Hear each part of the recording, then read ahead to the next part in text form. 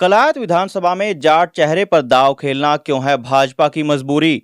जैसे जैसे विधानसभा चुनाव नजदीक आ रहे हैं, वैसे वैसे बीजेपी के सभी टिकटार्थी चौकन्ने होते जा रहे हैं। ये देखने में आया है कि 2019 के विधानसभा चुनाव से ही पूरे कैथल जिले की सभी विधानसभा सीटों पर बीजेपी की खास नजर रही है।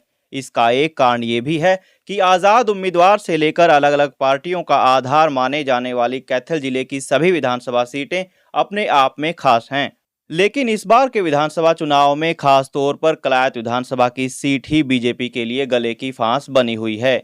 इसका कारण है कि इस सीट पर जाट वोट ज्यादा संख्या में होने के कारण यहां आए दिन बीजेपी को मुश्किलों का सामना करना पड़ रहा है, क्योंकि देखा जा सकता है कि किसान आंदोलन के समय से ही ज्यादातर जाट वोट बैंक बीजेपी से नाराज चल रहा है। इस विधानसभा में बीजेपी से नाराजगी का दूसरा कारण यहां की विधायक कमलेश ढांडा भी है। 2019 में कलायत विधानसभा से बनी भाजपा विधायक कमलेश ढांडा पर लोगों ने भ्रष्टाचार के अलावा पक्षपात जैसे आरोप भी लगाए हैं।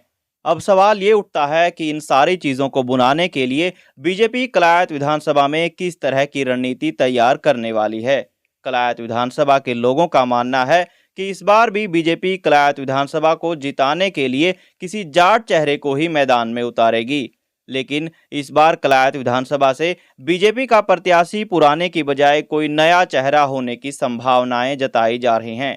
लोगों का यह भी मानना है कि यहां से जाट चेहरे को टिकट देना बीजेपी की मजबूरी है, क्योंकि कलायत विधानसभा के समीकरण ये बताते हैं कि इस सीट पर जाट वोटर्स की संख्या सबसे ज्यादा है। लगभग 2 लाख से ज्यादा मतदाताओं वाली कलायत विधानसभा में 1 लाख के आसपास जाट मतदाताओं की संख्या है।